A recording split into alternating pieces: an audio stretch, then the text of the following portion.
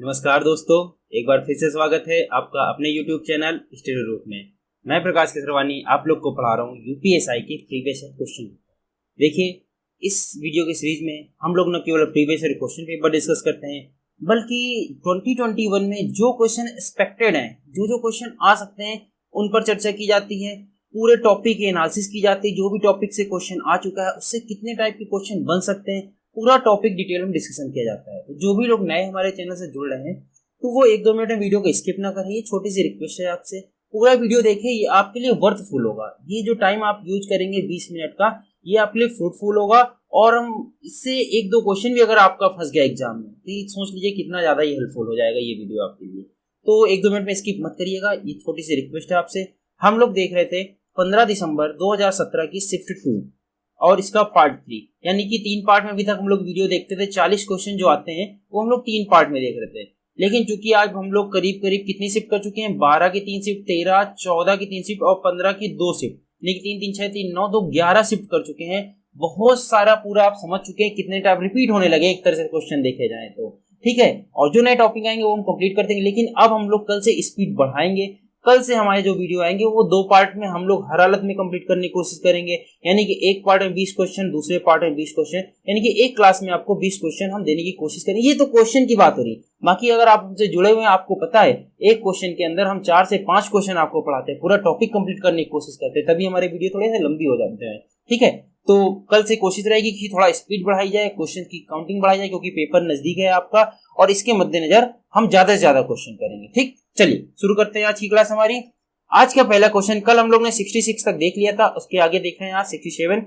भारतीय गणराज्य में कौन सा शब्द का तात्पर्य है संविधान के अनुच्छेद 356 से? 356 में इन चारों में बताना है। आपातकाल के बारे में बात की गई, राज्यपाल शासन के बारे में बात की गई, कर्फ्यू के बारे में बात की गई या राष्ट्रपति शासन के बारे में बात की गई।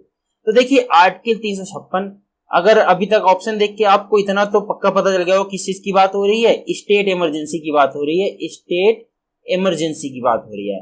आर्टिकल नंबर 352 बात करता है नेशनल इमरजेंसी की, आर्टिकल नंबर 356 बात करता है स्टेट इमरजेंसी की, और आर्टिकल नंबर 360 बात करता है फाइनेंशियल इमरजेंसी। ठीक है, और अभी तक बात की जाए, नेशनल इमरजेंसी सिर्फ एक बार लगी, आप सभी को पता है, इंदिरा गांधी के समय लगी थी। स्टेट इमरजेंसी देखिए लगती रहती है, स्टेट में अगर संवैधानिक व्यवस्था बिगड़ जाती है तो। फाइनेंशियल इमरजेंसी अभी तक नहीं लगी है। एक बार आपके एग्जाम में क्वेश्चन आया था ऐसी कौन सी इमरजेंसी, ऐसा कौन सा आपातकाल है जो अभी तक नहीं लगा है, तो आप क्या बोलेंगे? आर्टिकल नंबर 360 में जो आर्थिक आपातकाल है ये अभी तक नहीं लगा है, और मनाए भगवान से कि कभी ना लगे, क्योंकि इसका मतलब ये है कि आपकी वित्तीय हालत, आपके देश की आर्थिक हालत बहुत बुरी हो चुकी है। ये समझ लीजिए खाने को तरस जाएंगे। ठीक है, और फिर अपने देश की पॉपुलेशन जिस हिसाब से है तो बहुत बुरा हाल हो जाएगा। तो ये कभी ना लगे, ऐसा ही कामना करते हैं। अच्छा, एक क्वेश्चन हमने आपसे पूछा था, इमरजेंसी का आर्टिकल तो जैसे कि अधिकतर लोगों को पता है और हम बताते भी रहते हैं। एक क्वेश्चन हमने आपसे लास्ट क्लास पूछा, इसका पार्ट क्या है, किस पार्ट में आता है, किस भाग में आता है इमरजेंसी? तो देखिए कल आप लोग ने नहीं बताया, हम ही आपको बताते। भाग 18 से याद रखिए, खतरा 18, खतरा, खतरा किस लिए? इमरजेंसी है भाई, खतरा आएगा तभी तो इमरजेंसी लगेगी। तो भाग 18 और 352, 56, 360 यहाँ पर बात की गई है। अब बात आ रही 356 में किस वर्ड का यूज हुआ है? आपातकाल, राज्यपाल शासन, कर्फ्यू, राष्ट्रपति शासन। देखिए यहाँ से 2 चीज तो आप एलिमिनेट कर सकते हैं, कर्फ्यू नहीं हो सकता और राज्यपाल शासन नहीं, क्योंकि राज्यपाल तो राष्ट्रपति को प्रतिनिधित्व करता है, तो राष्ट्रपति शासन लगना बोल सकते हैं, बट राज्यपाल शासन नहीं बोलेंगे। लेकिन क्वेश्चन में अब यहाँ पर बड़ा कंफ्यूजिंग क्वेश्चन है, ट्रिकी क्वेश्चन है, अच्छा क्वेश्चन, कि आपातकाल होगा कि राष्ट्रपति शासन हो? जल्दी बताइए क्या लगता है आपको? तो देखिए उसमें जो वर्डिंग यूज की गई है आर्टिकल नंबर 356 में लिखा है, राज्य की संवैधानिक व्यवस्था बिगड़ने की वजह से जो आपात लगाया जाएगा उसका जिक्र किया गया है 356 में। तो वहां पर क्या वर्ड यूज हुआ है? आपात वर्ड यूज हुआ है। आगे चलकर उसको हम लोग बोलते हैं राष्ट्रपति शासन लग जाएगा ये सब, बट वहां पर जिक्र किसका हुआ है? आपात का जिक्र हुआ है, यानी कि आपातकाल की बात की गई है 356 में, स्टेट आपातकाल की, राज्य आपातकाल की बात की गई है। तो राष्ट्रपति शासन आप नहीं बोलेंगे। ठीक है, तो इसको कंफ्यूज मत होइएगा, इसका आंसर होगा ऑप्शन नंबर 1, आपातकाल की बात की गई है। और राज्य आपातकाल मतलब ये मेन यही था कि किस, देखिए शब्द बोला है, किस शब्द का, मेन शब्द पर फोकस किया है कि कौन सा शब्द यूज किया गया, एग्जैक्टली वो जानना चाह रहा था एग्जामिनर आपसे। ठीक है, तो बड़ा अच्छा क्वेश्चन था, ट्रिकी क्वेश्चन था। चलिए अगले क्वेश्चन की बात करते हैं। निम्न में से कौन सा विदेशी निवेशकों द्वारा प्रत्यक्ष विदेशी निवेश निधि के संबंध में नीति बनाने के लिए एक स्रोत नहीं है। नहीं पर ध्यान दीजिएगा। देखिए होता क्या है, प्रत्यक्ष विदेशी निवेश निधि, फॉरेन डायरेक्ट इन्वेस्टमेंट की पॉलिसीज जो भी हैं, फॉरेन डायरेक्ट इन्वेस्टमेंट की पॉलिसीज जो भी एफडीआई की जो पॉलिसी है, तो उसमें एक नहीं है। तो ऑप्शन पढ़ते हैं कौन सा नहीं है। 4 ऑप्शन दिए गए हैं। भारतीय संस्था के शेयरों का विदेशी संस्था के शेयरों से बदलना। शेयर मार्केट हम आपको कई बार जिक्र कर चुके हैं, जैसे कि हम भी करते हैं, मतलब भारत के जो शेयर है मार्केट के, उसको अदला बदली कर दें विदेश के शेयर से। वैसे तो पहले ही ऑप्शन गलत है, आपको पता है, ऐसा नहीं कर सकते। अरे किसी भी शेयर, भारत के आप शेयर नहीं बदल सकते, इधर से उधर 2 कंपनी के विदेशी शेयर से बदलना तो बहुत बड़ी बात है। मतलब यहाँ पर बात ये हो रही ना कि हमको डॉलर लाना है कुल मिला के। आप इस तरह क्वेश्चन को समझिए। एफडीआई लाने का मतलब ये है, जो हमारे पास विदेशी मुद्रा का भंडारण है उसको ज्यादा से ज्यादा कैसे बढ़ा जाए। आपको पता है विदेशी मुद्रा रखी जाती है और सोना रखा जाता है, तो विदेशी मुद्रा जो है, डॉलर है और भी जो है, उनका ज्यादा से ज्यादा कैसे किया जाए इनका भंडारण। तो क्या शेयर बेच लेंगे, क्या शेयर की अदली बदली कर सकते हैं? ऐसा बिल्कुल नहीं है, पहले ही ऑप्शन गलत लिखा है। नीचे एक ऑप्शन भी पढ़ते हैं। निर्यात के कारण विदेशी संस्था द्वारा प्राप्त की जाने वाली विदेशी मुद्रा आय का पूंजीकरण। देखिए ये सही है। देखिए निर्यात, मान लीजिए आपने चीनी बेची, अब आपने मान लीजिए किसी कंट्री को बेची, मान लीजिए आपने अमेरिका को बेची, यूएसए को बेची चीनी, तो वहां से क्या आएंगे? डॉलर आएंगे। तो अब हम उसको सेव कर लेंगे ना, उसका पूंजीकरण कर लेंगे, उसको सेव कर लेंगे। तो इस तरह करके हम कर सकते हैं। निर्यात कारण जो भी विदेशी पूंजी आ रही है, किसी अधिकृत विक्रेता से तटवर्ती क्षेत्रों में विदेशी मुद्रा खरीदना। होता क्या है, क्या बोला? तटवर्ती क्षेत्र, जो जो हमारे साइड के तटवर्ती क्षेत्र है, और अधिकृत विक्रेता जो बेचता है, मतलब जिसको अधिकार प्राप्त है कि आप पूंजी बेच सकते हैं। क्योंकि भाई वो लोग क्या कर रहे हैं, तटवर्ती क्षेत्र का मतलब क्या हुआ कि जो भी क्षेत्र, मतलब जो बॉर्डर से मिलते हैं अपने किसी दूसरे के साथ, या तट में जो लोग बिजनेस करना जिनको अलाउ है, वो लोग क्या कर रहे हैं? लेन देन कर रहे हैं। तो उनसे क्या कर रहे हैं? हम फॉरेन मनी ले रहे हैं और उनको सामान दे रहे हैं बदले में। तो ये भी विदेशी मुद्रा लेने का, खरीदने का एक तरीका है। वाणिज्यिक बैंकों के माध्यम से विदेशी मुद्रा आय का आगमन, जो भी वाणिज्य बैंक होते हैं उसके द्वारा विदेशी मुद्रा जो आती है उसके द्वारा भंडारण। तो ये तीनों के द्वारा हम विदेशी मुद्रा स्टोर करते हैं। और ये पहला ऑप्शन गलत है। शेयर को आप इधर से उधर नहीं बदल सकते हैं। आप सिंपल एक कंपनी के शेयर नहीं बदल सकते, अपने इंडिया के अंदर विदेश में तो बदलना इम्पॉसिबल है कि किसी दूसरे कंपनी से बदलने। तो इसका ऑप्शन 1 सही हो जाएगा। आई होप आपको ये क्लियर हो गया होगा। ये क्वेश्चन इकोनॉमी का था, अच्छा क्वेश्चन था। चलिए अगला क्वेश्चन देखते हैं।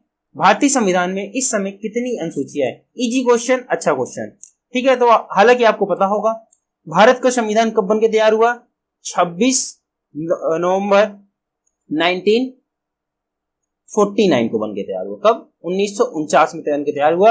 इसीलिए हम 26 नवंबर को क्या मनाते हैं? संवैधानिक दिवस मनाते हैं, ठीक है। इस दिन बन के तैयार हुआ। तो इस समय हमारे यहाँ कितने आर्टिकल थे?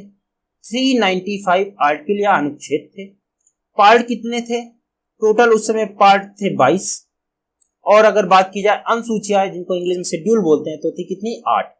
अब आज की डेट में बात कर ली जाए तो ये 450 से ज्यादा हो चुकी है। प्लस आप ऐसा ही ऑप्शन आएगा 450 से ज्यादा, एग्जैक्ट की बात नहीं करते हैं, ठीक है।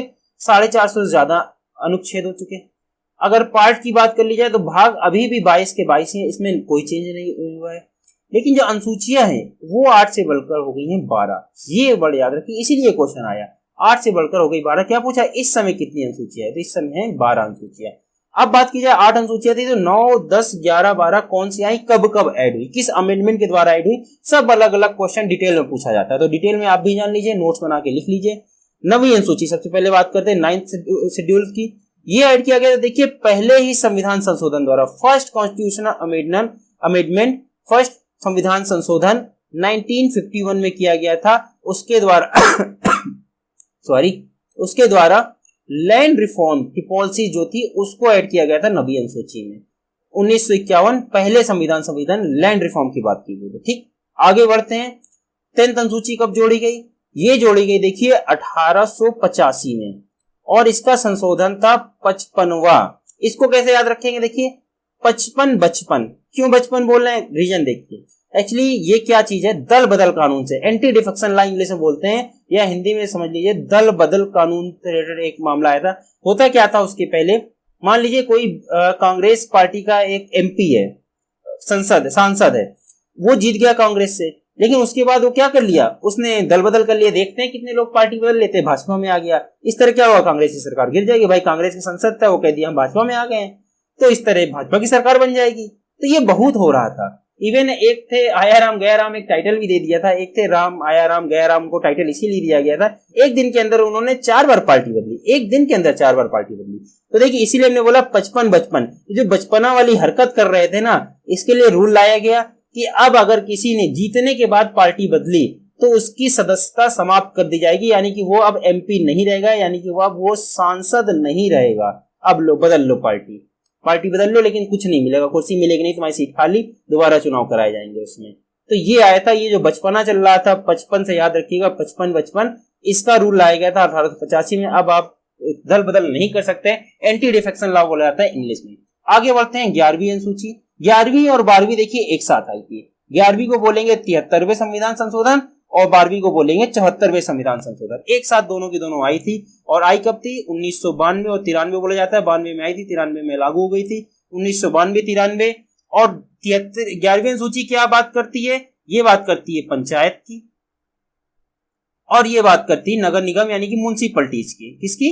म्युनिसिपैलिटीज की बात करती है। तो देखिए ये सारी चीज आप याद रखिएगा। अमेंडमेंट भी कौन से अमेंडमेंट द्वारा लाया गया, ईयर भी कब आया, क्या है ये भी हम ऐसे इतना सारा नहीं लिखे हैं यहाँ पर। ये मोस्ट इंपॉर्टेंट है आपके लिए, बहुत बार क्वेश्चन आए हैं, इस बार भी आएगा, विश्वास रखिए। इस वजह से इसको ध्यान से आप दोबारा रिपीट कर लीजिएगा, अच्छे से नोट्स बना के लिख लीजिएगा, ठीक है। ये म्युनिसिपैलिटी लिखा हुआ है, म्युनिसिपैलिटी की बात की गई है शेड्यूल 12 में, 11 में बात की गई है पंचायत। चलिए अगला क्वेश्चन देखते हैं। राज्य की विधान परिषद को समाप्त करने का अधिकार किसके पास है? राज्य की विधान परिषद की बात की जा रही है। हमने आपको कई बार बताया है कि विधान परिषद कितने राज्यों में है। देखिए विधानसभा तो सभी राज्यों की होती है, विधान परिषद की बात कर लिया तो भारत में इस समय मात्र 6 राज्यों में, पहले 7 में थी। जम्मू कश्मीर का जब से 370 आर्टिकल समाप्त कर दिया गया है तो जम्मू कश्मीर की विधान परिषद हो गई है भंग, वहां पर विधान परिषद नहीं है। अब हो गई कितनी? 6। तो 6 राज्यों को याद करने का तरीका हमने पहले भी आपको बताया है, फिर से एक बार बात कर लेते हैं, उसके बाद बात करते हैं इसको समाप्त करने या भंग करने का अधिकार किसके पास है। तो देखिए 6 राज्य कौन कौन से, इसको 3 पेयर में याद करते हैं हम लोग। पहला पेयर यूपी बिहार। आप लोग जनरली कोई बात करते हैं, चर्चा करते हैं तो यूपी बिहार की बात करते हैं, क्योंकि यहाँ की पॉपुलेशन बहुत ज्यादा है। यूपी की तो इतनी ज्यादा है कि वर्ल्ड में 3रे नंबर पे आ जाता है यूपी, ठीक है। यूपी बिहार बहुत लोग पढ़ाई करने वाले हैं, सब अधिकतर लोग यूपी बिहार के लोग एस्पिरेंट्स होते हैं, डीएम बनते हैं, आईएएस की तैयारी करते हैं। ठुकरा के मेरा प्यार आप लोग बड़ा देखते हैं ना, वही वाला। अब देखिए सेकंड की बात की जाए तो सेकंड भी बहुत ज्यादा इजी है। देखिए आंध्र प्रदेश और आंध्र प्रदेश से टूटकर कौन सा राज्य बना था? तेलंगाना। दोनों में है क्या? विधान परिषद। तीसरे की बात कर लीजिए, तीसरे की बात की जाए तो देखिए इसको याद रखिएगा महाराष्ट्र, और महाराष्ट्र से जुड़ा हुआ राज्य है कर्नाटका, एमके। इस तरह याद कर लीजिए, एमके गांधी है ना, महात्मा गांधी, एमके जी, हाँ, तो वैसे याद कर लीजिए महाराष्ट्र और कर्नाटका। तो इन 6 राज्यों में है इस समय विधान परिषद। आपके ऑप्शन में लिखे के आ सकता है यूपी बिहार मध्य प्रदेश आंध्र प्रदेश, और एलिमिनेट करने को आ जाएगा यूपी बिहार मध्य प्रदेश आंध्र प्रदेश। अब बताइए इनमें से किस राज्य में विधान परिषद नहीं है? 4 ऑप्शन है आपके सामने, तो आप क्या बोलेंगे? मध्य प्रदेश में नहीं है। इस तरह के क्वेश्चन आपके एग्जाम में आते हैं। अब बात की जाती है विधान परिषद समाप्त कैसे की जाती है। तो समाप्त की जाती है तो उसके पहले पैसे बनाई कैसे जाती है ये भी जिक्र कर लेते हैं। तो समाप्त और बनाई दोनों कैसे की जाती है इसका जिक्र किया गया हमारे आर्टिकल नंबर 169 और आर्टिकल नंबर 171 में। अगर एक आर्टिकल लिखने को आए कि किस आर्टिकल में विधान परिषद की बात की गई है तो आप क्या बोलेंगे? 169 में बात की गई है। यहाँ पर बात किया गया इसका गठन कैसे होगा, इसकी समाप्ति कैसी होगी, और वहां पर लिखा हुआ है गठन और समाप्त करने का अधिकार किसको है? मात्र और मात्र संसद को है, पार्लियामेंट को है, वो भी स्पेशल बहुमत द्वारा जाता है। 2/3 मेजोरिटी जब वोट पड़ते हैं, इसमें उपस्थित लोगों की 2/3 मेजोरिटी के जब वोट पड़ते हैं तब जाके विधान परिषद का निर्माण होता है या भी विधान परिषद की समाप्ति होती है। इसको आप इस तरह से भी थोड़ा ध्यान रख सकते हैं। अभी लेटेस्ट केस आया था 2020 का, राज्यसभा में केस पहुंचा था कि आंध्र प्रदेश की विधान परिषद को भंग किया जाए। तो देखिए राज्यसभा में पहुंचा था, हालांकि वो लोकसभा में पास नहीं हुआ, इस वजह से रद्द नहीं हुई है, वहां अभी भी विधान परिषद है। तो राज्यसभा में पहुंचा, यानी कि पावर किसके पास है? संसद के पास। संसद मतलब क्या? 3 अंग होते हैं संसद के, हमने आपको बताया है, लोकसभा, राज्यसभा और प्रेसिडेंट को मत भूल जाइएगा। संसद के 3 अंग होते हैं, लोकसभा, राज्यसभा और प्रेसिडेंट। तो संसद के पास ये पावर होती है। चलिए अगला क्वेश्चन डिस्कस करते हैं। निम्नलिखित में से 3 प्रशासनिक सेवा अधिकारियों का पद समान दर्जे का है, उसे चुने जो दूसरे दर्जे के बराबर नहीं। यहाँ पर 4 ऑप्शन दिए, इनमें से 3 सेवाओं का पद सेम है, एक अलग है। तो बताइए प्रधान मुख्य वन निरीक्षक जो फॉरेस्ट सेवा के द्वारा बनते हैं, आईएफएस जिसको बोलते हैं, आईएफएस इंडियन फॉरेस्ट सर्विस, उसका हेड प्रधान। ठीक। सेकंड, मंत्रिमंडल के क्या बात की, मंत्रिमंडल आगे बात करते हैं, फिर इसके बारे में जिक्र करते हैं। सी, पुलिस महानिरीक्षक, खुफिया ब्यूरो, पुलिस महानिरीक्षक की बात की जा रही है, यानी कि आईपीएस के थ्रू बनते हैं। भारत सरकार के अपर सचिव, राज्य सरकार के अपर मुख्य सचिव, ये बनते हैं आईएएस के द्वारा। अगर आपको नीचे के दो ऑप्शन या पहला ऑप्शन नहीं पता है तो एक ऑप्शन आपको हर हालत में पता होना चाहिए था, मंत्रिमंडल सचिव। हमने इसका जिक्र बहुत बार किया है अपनी वीडियो में, अपनी क्लासेस में, और आपको रटाया है, हर हालत में आपको ये याद रखना है, मंत्रिमंडल सचिव। मंत्रिमंडल सचिव पता है कौन होता है? अगर आपको नहीं पता, हमने कई बार बताया है, आईएएस प्रशासनिक सेवाओं का हेड होता है ये, यानी कि इन जो आईएएस आप बनते हैं, जिसकी तैयारी कर रहे हैं, इन सभी का हेड होता है कौन? मंत्रिमंडल सचिव, या इंग्लिश में कैबिनेट सचिव। और इस समय कैबिनेट सचिव कौन है? हमने आपको बहुत बार बताया, राजीव गौबा साहब हैं अपने कैबिनेट सचिव इस समय। ये हेड होते हैं इन सेवाओं के। तो जब ये हेड हो गए तो इनसे तो कोई लेना ही देना नहीं रह गया, ये तो सबसे ऊपर निकल गए। बाकी ये तीन के बारे में अगर आपको नहीं पता था तब भी आपको ये आंसर कर लेना चाहिए था कि ये सबसे अलग है, ये बहुत बड़ी पोस्ट है, जबकि आईएएस, आईपीएस, आईपीएस सब नीचे हैं इनसे। ये तीनों सेम लेवल की हैं, सेम दर्जे की हैं, जबकि मंत्रिमंडल सचिव अपर दर्जे की पोस्ट है। ठीक, चलिए अगला क्वेश्चन बात करते हैं। निम्नलिखित में से ग्रेनविल ऑस्टिन द्वारा गढ़ा गया एक शब्द है, इनमें से मतलब 4 शब्द हैं, इनमें से कौन सा शब्द ग्रेनविल ऑस्टिन द्वारा गढ़ा गया है, जिसका अर्थ है एक ऐसी व्यवस्था जो मजबूत केंद्रीय सरकार को जन्म देती है, लेकिन इसका मतलब यह नहीं कि इससे प्रदेशों की सरकारें जो केंद्रीय नीतियों का कार्यान्वयन करती हैं कमजोर पड़ जाती हैं। उदाहरण स्वरूप भारत। बहुत अच्छा स्टेटमेंट है, बहुत ही अच्छा क्वेश्चन है, डीप लेवल का क्वेश्चन है।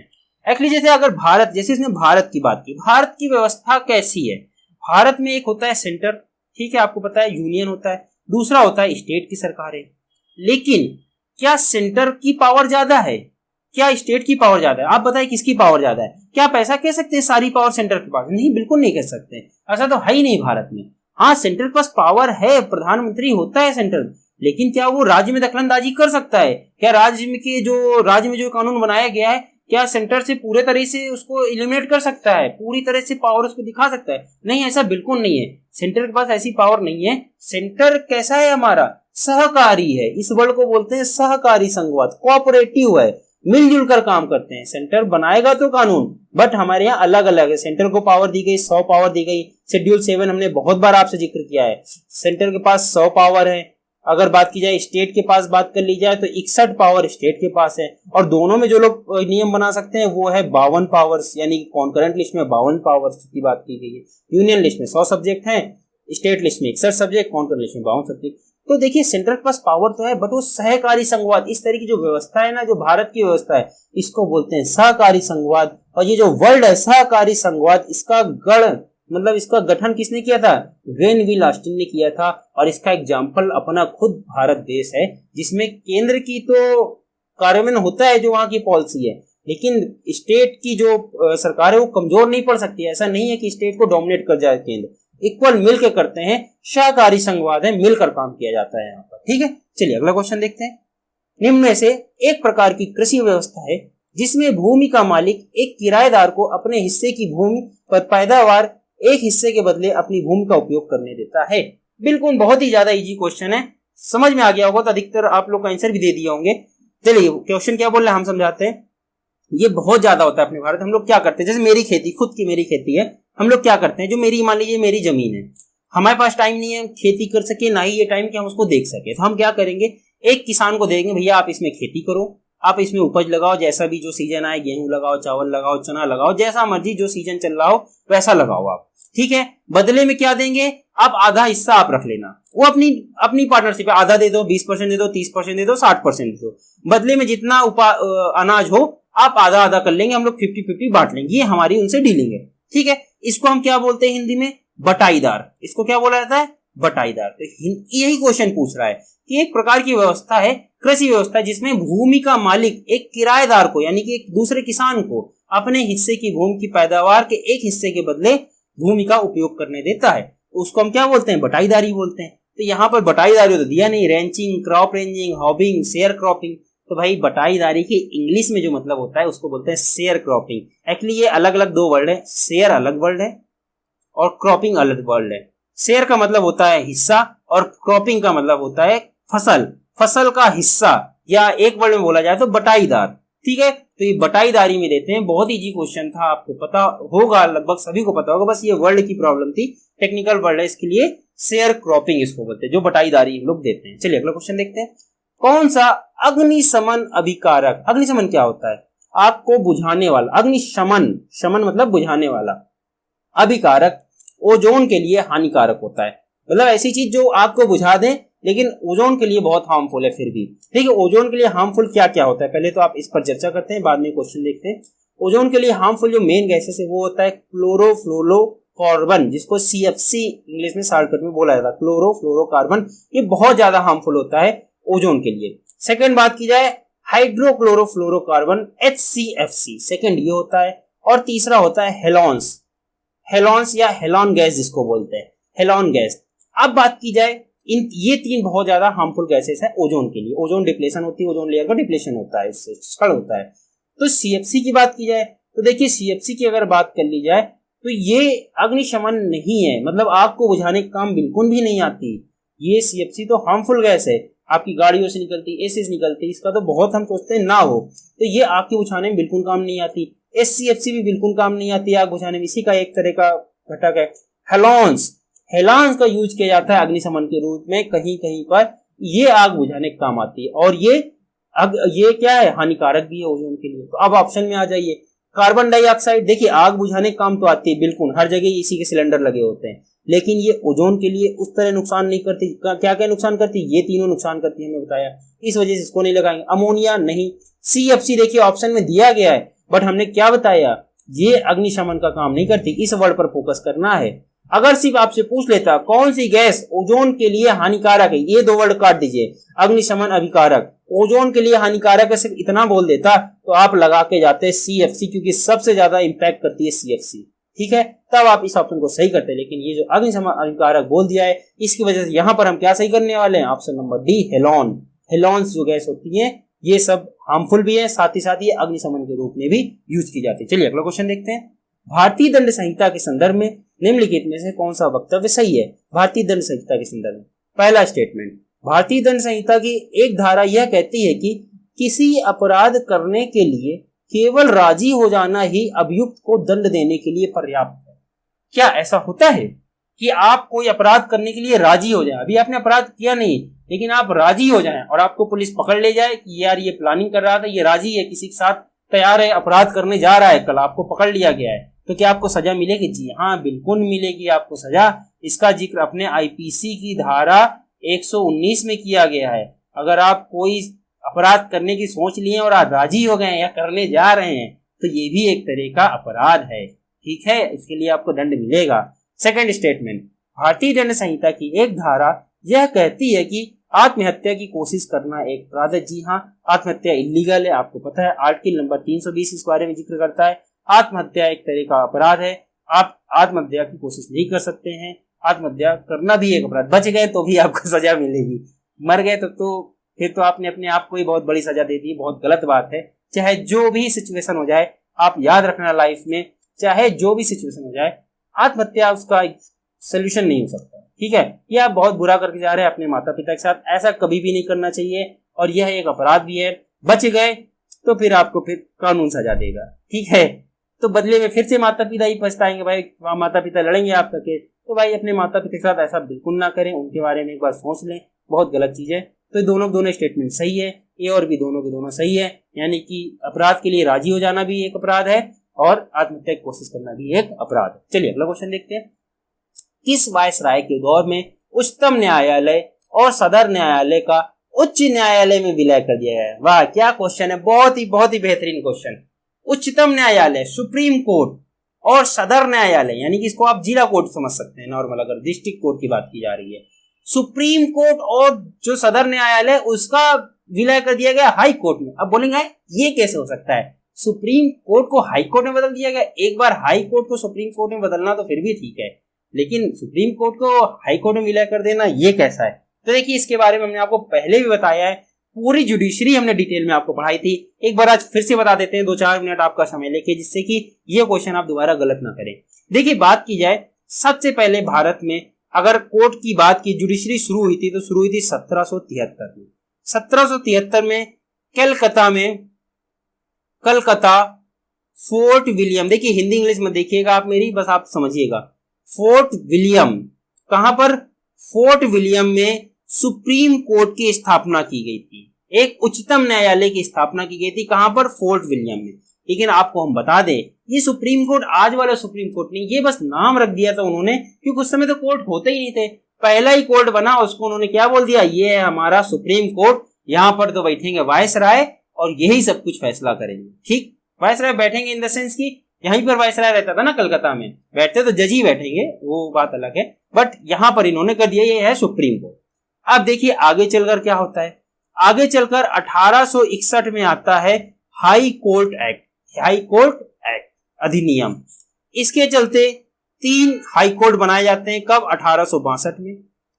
1861 में एक्ट आया, इसके चलते 3 हाई कोर्ट बनाए जाते हैं। पहला कलकत्ता हाई कोर्ट, शॉर्टकट में लिखते हैं। दूसरा मद्रास हाई कोर्ट। तीसरा महाराष्ट्र हाई कोर्ट, या बॉम्बे, सॉरी बॉम्बे नाम है, महाराष्ट्र नाम नहीं है, ये नाम भी याद रखिएगा। उसका नाम आज तक बॉम्बे हाई कोर्ट ही है, महाराष्ट्र हाई कोर्ट नहीं रखा गया है। कलकत्ता, मद्रास और Bombay high court, 3 high court की स्थापना की गई। ठीक है, और साथ ही साथ आगे बढ़ेंगे। 1866 में हमारा बना क्या? Allahabad high court. तो देखिए हाई कोर्ट बनते जा रहे हैं, ये सबको कन्वर्ट करने की बात चल रही है। अब देखिए आगे, ये जो हाई कोर्ट एक्ट आ गया, ठीक है, तो ये सुप्रीम कोर्ट को कन्वर्ट कर दिया गया किस चीज में? हाई कोर्ट में कन्वर्ट कर दिया गया। ठीक है, क्योंकि ये सुप्रीम कोर्ट था ही नहीं, रियल में कोर्ट टाइप था नहीं, ये नाम बस रखा गया था। असल में एक्ट अब आया था कि कैसे ये वर्क करने वाला है। तो इस तरह करके 1862 में कर दिया गया, हाई कोर्ट में तब्दील कर दिया गया। तो यही क्वेश्चन पूछा गया कि इस समय वायसराय कौन थे। इसको होल्ड करिए, वायसराय कौन थे हम बताते हैं अभी। आगे बढ़ते हैं। क्वेश्चन आपके दिमाग में आना चाहिए कि सर फिर सुप्रीम कोर्ट जो आज का है उसकी स्थापना कब हुई, उसकी शुरुआत अगर क्वेश्चन में आ जाए, सुप्रीम कोर्ट की स्थापना कब हुई, तो हम क्वेश्चन क्या मारेंगे? 1773 नहीं, बिल्कुल भी नहीं। आज का जो हमारा सुप्रीम कोर्ट है वो बना 1935 का जो भारत का जो अधिनियम आया था उसके तहत बोला गया था कि भारत में एक सुप्रीम कोर्ट होगा जो कि दिल्ली में होगा, और ये 1936 में बन गया था। तो ये जो सुप्रीम कोर्ट है यही हमारा सुप्रीम कोर्ट है आज का। तो अगर आपसे बोला जाए सुप्रीम कोर्ट की स्थापना स्वतंत्रता के पहले की बात की जाए तो आप करेंगे 1935, और स्वतंत्रता की बाद की बात की जाए तो जैसे ही हमारा संविधान लागू हुआ था, आपको पता है कब लागू हुआ? 26 जनवरी 1950 को हमारा संविधान लागू हुआ। ठीक इसके दो दिन बाद यानी कि 28 जनवरी 1950 को हम मनाते हैं सुप्रीम कोर्ट का स्थापना दिवस। भारत में भारत का सुप्रीम कोर्ट हम कब मनाते हैं? 28 जनवरी 1950 को मानते हैं। तो ये सारी डेट याद रखिएगा, मोस्ट इंपॉर्टेंट है। अब क्वेश्चन ये था, जब ये विलय किया गया उच्च न्यायालय में तो उस समय कौन थे वायसराय? 1861 में वायसराय कौन थे? 61-62 में आप खुद बता दीजिए। अब ये क्वेश्चन तो बहुत इजी है, ये जो टफ चीज थी वो तो हमने करा दी आपको। इसका आंसर है लॉर्ड कैनिंग। उस समय वायसराय थे लॉर्ड कैनिंग। तो यही बताना था किसके दौर में, किस वायसराय के दौर में ये काम हुआ, तो लॉर्ड कैनिंग के दौर में हुआ, 1861 में हुआ। चलिए अगला क्वेश्चन देखते हैं। 4 क्वेश्चन बचे हैं, जल्दी जल्दी समाप्त करते हैं। कृषि क्षेत्र में गोल क्रांति का संबंध किससे? गोल क्रांति, गोल क्या होता है? आलू गोल होता है, टमाटर गोल होता है। 2 ऑप्शन यहाँ पर दिए हुए हैं। तो देखिए गोल क्रांति का संबंध होता है आलू से। किससे संबंध होता है? आलू से। यहाँ पर 2-3 क्वेश्चन और आपको जल्दी जल्दी बता देते हैं। एक होती है ब्लू क्रांति, नीली क्रांति। क्या? नीली, हिंदी में लिखते चलते हैं नीली क्रांति। यहाँ पर क्या बोला? गोल क्रांति बोला, गोल क्रांति तो आलू हो गया हमारा। नीली क्रांति की बात कर लिया तो इसका होता है मत्स्य यानी कि मछली पालन से, मत्स्य पालन। ठीक है, ये हो गया नीली। पिंक की बात कर ली जाए, गुलाबी की बात कर ली जाए तो देखिए ये होता है झींगा मछली से। किससे होता है? झींगा मछली से। ये देखिए इंपॉर्टेंट वाले हम बता रहे हैं आपको, याद कर लीजिएगा। ठीक है, व्हाइट रेवोल्यूशन किसके बारे में बात करता है? सफेद क्रांति। तो सफेद क्रांति बात की जाती है दूध के बारे में, ये शायद आपको पता रहा होगा पहले से ही, दूध हो गया। और 1-2 और क्रांति है, मतलब ये इंपॉर्टेंट क्रांति, इन सबको याद रखिएगा। ठीक है, पीली क्रांति अच्छा बताइए, पीली क्रांति किससे इंपॉर्टेंट? नीली, गुलाबी, पीली बताइए, पिंक। ठीक है, ये हो गया। पीली किससे? पीली आपकी दलहन यानी कि सरसों से। किससे? दलहन। तो ये सब कुछ इंपॉर्टेंट क्रांति, इनको याद रखिएगा। चलिए अगला क्वेश्चन देखते हैं। प्रत्यक्ष धारा की आवृत्ति क्या होती है, प्रत्यक्ष धारा की फ्रीक्वेंसी क्या होती है। देखिए प्रत्यक्ष धारा मतलब डायरेक्ट करंट मतलब कि कोई भी फ्लक्चुएशन नहीं होता उसके में, ऐसा बिल्कुल नहीं चलती, वो ऐसे चलती है स्ट्रेट बिल्कुल, यानी कि उसकी आवृत्ति होती है शून्य हर्ट्ज होती है। प्रत्यक्ष धारा किसमें पाई जाती है, आपकी बैटरी में पाई जाती है, जो आपका इन्वर्टर है या किसी भी तरह की जो बैटरी होती है उसमें आता है डायरेक्ट करंट प्रत्यक्ष धारा। और जो ये टावर या तार के थ्रू आपके घर में जो बिजली आती है उसको एसी बोलते हैं, अल्टरनेटिंग करंट या हिंदी में प्रत्यावर्ती धारा बोलते हैं। प्रत्यक्ष धारा को डीसी बोला जाता है, डायरेक्ट करंट बोला जाता है, एसी बोला जाता है जो आपके घर में आती है। और ये डीसी कौन सी होगा, जो बैटरी के द्वारा, इन्वर्टर के द्वारा हो या किसी अन्य बैटरी के द्वारा जो आप लेते हैं उसको बोलते हैं प्रत्यक्ष धारा। अगला क्वेश्चन देखते हैं, इस यातायात संकेत का अर्थ क्या है। तो देखिए ऐसा संकेत बना हुआ है, क्या गाड़ी है, इस तरह से बना हुआ, आगे कई मोड़ है, यहाँ पर तो सिर्फ एक भी मोड़ ढंग से नहीं दिखाया गया, बड़ा अच्छी रोड दिखाई गई है, तो ऐसा तो बिल्कुल नहीं है। ओवरटेक करना मना है, यहाँ पर दो गाड़ी भी नहीं बनाई गई, ओवरटेक की बात होती तो कम से कम दो गाड़ी बनी होती, कट का सिंबल बना होता कि भाई ओवरटेक नहीं करना, तो ये भी नहीं है। आगे रास्ता फिसलनदार है, रोकते हैं, इसके बारे में कोई जिक्र फिलहाल समझ में नहीं आ रहा है। आगे तीव्र गति वाहन है, ऐसा तो पता ही नहीं चल सकता, अब पहले से पता चल जाएगा, वहां पर साइन बोर्ड लगा दिया गया कि आगे तीव्र गति वाहन है, ये तो पूरा इम्पॉसिबल हो गया। तो सी ऑप्शन इस तरह आप एलिमिनेट करके इस क्वेश्चन को कर सकते थे। इसका आंसर होगा आगे रास्ता फिसलनदार है, इस तरह बनाया गया, इसका मतलब आगे रास्ता फिसलनदार है, गाड़ी धीमे कर लीजिए वरना ब्रेक लगाएंगे तो फिसल के नाच जाएंगे, उलटी खा जाएंगे। चलिए अगला क्वेश्चन देखते हैं, और ये हमारा आज का वीडियो का लास्ट क्वेश्चन है। आई होप आपको क्लास पसंद आई होगी। लास्ट क्वेश्चन कराने से पहले छोटी रिक्वेस्ट, क्लास पसंद आई हो तो कमेंट जरूर कर दीजिएगा, फीडबैक दे दिया करें, जिससे थोड़ा हमारा मनोबल बढ़ता है, और ज्यादा से ज्यादा शेयर करें वीडियो को, ये आपका अपना परिवार है, जितना शेयर करेंगे उतना अपना परिवार बढ़ेगा और हम लोग ज्यादा से ज्यादा आपके लिए टीचर ला सकेंगे, सारे सब्जेक्ट की तैयारी आपके लिए करा सकेंगे। चलिए आज का लास्ट क्वेश्चन पढ़ते हैं, किस न्यायिक मामले में उच्चतम न्यायालय ने यह कहा कि सत्ताधारी दलों को सरकार द्वारा प्रायोजित विज्ञापनों में राजनीतिक नेताओं तथा विशिष्ट व्यक्तियों की तस्वीरों का इस्तेमाल नहीं करना चाहिए। देखिए आजकल आप लोग देखते हैं कि जब चुनाव प्रचार की बात आ जाती है तो खूब भर भर के पंपलेट छपते हैं, उसमें मोदी जी हो गए और जो बड़े बड़े नेता हैं, राजनीतिक नेता हैं और विशिष्ट जो व्यक्ति हो गए, उन सब की फोटो खूब भर भर के छापी जाती है।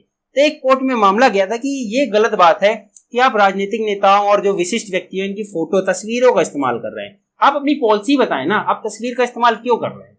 हालांकि बिल्कुल सही गया है कि ऐसा नहीं करना चाहिए, हमारा भी यही मानना है। आजकल अगर बात की जाए तो हर हर मोदी घर घर मोदी चलता है, एक जगह जगह पर चप्पे चप्पे पर मोदी जी की फोटो लगी हुई है। ठीक है उनकी पॉलिसी का जिक्र है बगल पे, बट मोदी जी की फोटो जरूर लगी है। हमारा क्या मानना है, एक बार कोई व्यक्ति पीएम बन जाए ना तो उसको पूरी तरह से बैन हो जाना चाहिए चुनाव प्रचार करने में, मतलब उसको चुनाव प्रचार करने के अलावा अनुमति ही नहीं देनी चाहिए इलेक्शन कमीशन। आप एक बहुत ही ज्यादा प्रतिष्ठित पोस्ट पर पहुंच चुके हैं जो है भारत का प्रधानमंत्री, आप प्रधानमंत्री का सेवा करें, भूल जाए आप किसी पार्टी के नेता हैं, भूल जाए आप किसी पार्टी के अध्यक्ष हैं, कुछ भी हैं, आपको सिर्फ और सिर्फ उस समय बन चुके हैं पीएम। एक बार पीएम बन जाने के बाद हमारा ऐसा मानना है कि इनको चुनाव प्रचार नहीं करना चाहिए, वो चाहे किसी पार्टी को। हम ये नहीं बोल रहे मोदी की बात करें, हम किसी पार्टी से ऐसा कुछ यहाँ पर बात नहीं कर रहे हैं, बट आपकी क्या राय आप बताइएगा, क्या ये ठीक है कि आप देश का मुद्दा छोड़ के चुनाव आया, वेस्ट बंगाल का चुनाव आया, चलो भाई वेस्ट बंगाल रैली करते हैं, चल के महीनों महीनों रैली करते हैं, चलो भाई तमिलनाडु का चुनाव आया, चलो तमिलनाडु।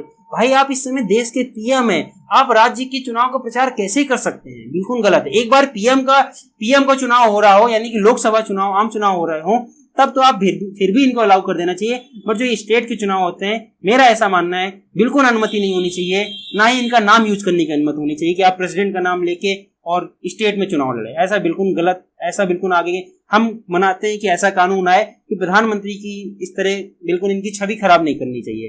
ठीक है, ये बहुत ही प्रतिष्ठित पोस्ट है, इसकी गरिमा बनाए रखनी चाहिए। चलिए तो आपकी क्या राय है इस मामले में जो हमने आपसे बात की, बताइएगा कमेंट में, अच्छा लगेगा, सब लोग सुनकर सबको अच्छा लगेगा, आप अपनी राय जरूर दीजिएगा कमेंट सेक्शन में। इस क्वेश्चन का आंसर ये है कि एक कोर्ट केस हुआ था कॉमन कॉज बनाम भारतीय संघ, इसमें इन्होंने बोला था कि तस्वीरों का इस्तेमाल नहीं करना चाहिए। हालांकि आपको जैसे हमने बताया, आपको पता है तो इस समय हर घर फोटो लगी हुई है, इसका इतना यूज कोई चेक नहीं करने वाला है। केस आया था, सुप्रीम कोर्ट ने बोला था जी हाँ फोटो का इस्तेमाल नहीं करना चाहिए, लेकिन फिर भी हो रहा है, इसका दुरुपयोग हो रहा है, ये आप देख ही रहे। तो ये था हमारा आज का लास्ट क्वेश्चन। आई होप आपको पूरी क्लास बहुत अच्छे से समझ में आई होगी। हमारा उद्देश्य यही है कि आपको सारे क्वेश्चन समझ में आए, बहुत अच्छे से एक्सप्लेन करने की हम कोशिश करते हैं, हर क्वेश्चन को डीप लेवल ले जाने की, कि आपसे वो टॉपिक मिस ना होने पाए। गलती से उस क्वेश्चन से, उस टॉपिक से घुमा कर कोई क्वेश्चन दूसरा पूछ लिया गया हो तो आपसे मिस ना होने पाए, बस हमारी यही उम्मीद रहती है। इसलिए थोड़ा मेरे क्लासेस लंबे हो जाते हैं, लेकिन उम्मीद करते हैं, आशा करते हैं कि आपको ये पसंद आते होंगे। ठीक है, तो इसी के साथ आज की क्लास हम समाप्त करते हैं। Thank you very much. जय हिंद।